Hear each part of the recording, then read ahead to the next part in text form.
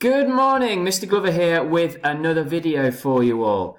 Now, you might remember a while ago I gave you a presentation on space learning, retrieval practice, etc. Now, as part of that presentation, we went over the key points to what makes an A student in terms of attitude to learning. And as I've been speaking, there they are on the screen. Now, it's really important that you take time just to refresh yourselves with those, because I've got some huge news for you. Are you ready? Drum roll, please. You have end of year exams coming up. That's right, that means you and your classmates are going to be sat there doing tests in every single subject. Now, this isn't a video just to gloat and rub it in, far from it. This is a video to try and help you.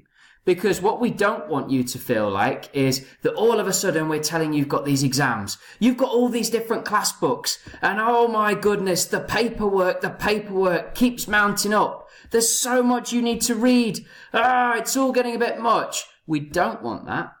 What we want is we want to help you and help you prepare for these exams so you don't feel completely swamped just like this. So, you take your exercise book from a certain subject. You're looking at something like this. You've made notes after notes after notes. You've done all these different pieces of classwork. And there's pages after pages after pages after pages of it.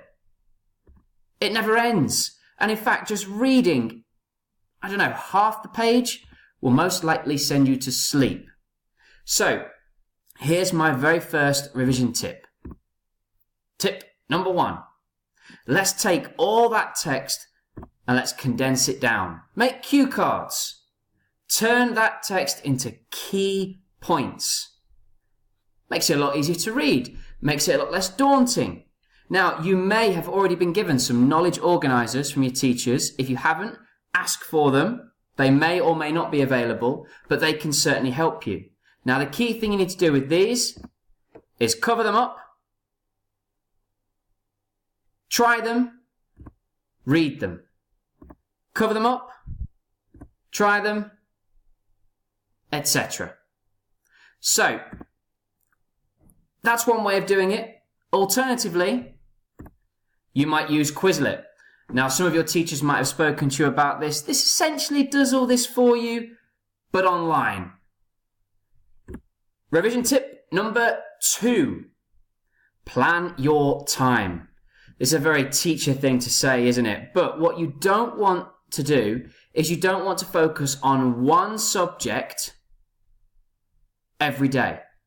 Okay? You want to do more than one subject. Because as I said in the presentation to you, you need your mind to think about something else.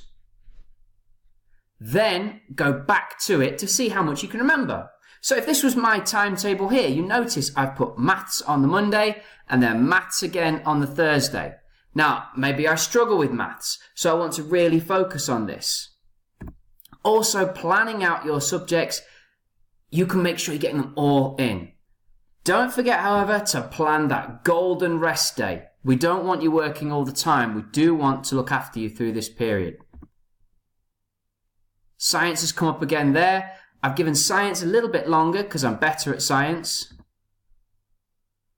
And English I've given a nice long time because I'm doing well in English. My termly tracking is good or exceptional. I've got a great attitude to learning in that, so I'm feeling confident with that one.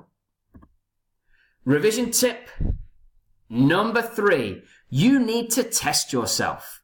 Retrieval practice. That was part of the whole presentation. Now, there are different ways of testing. This could be with a friend, where one person has your notes that you made from revision tip number 1, or they have one of the knowledge organisers, or they just have the class book out, and they are just verbally testing you. Don't forget, verbal questions are tests. Now, you might not feel comfortable having a friend doing that. A parent can do that with you as well, and that counts. That is retrieval practice. However, you might want to stretch yourself that little bit further and maybe do a past paper or do some questions that your teacher might have provided for you, or even better, write your own.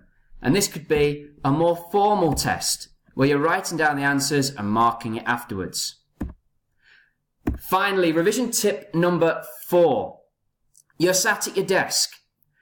You need to plan your time. 30 minutes on, 30 minutes off. Make sure you're giving yourself that break. Once you've worked hard, read through, tested, etc. on those subjects, give yourself that bit of a break. Go on your phone. Watch TV. And then finally, once that 30 minutes rest is done, go and get back to work. So hopefully now, the end of year exams don't feel too daunting. What I'm going to ask is that your form tutor shows this to you again. Maybe even makes this available to you so that you can use this, refresh yourself, space learning on a space learning presentation, just to make sure you're fully prepared for what's coming your way. Because they're aimed to help, not to hurt you. Thank you very much for listening.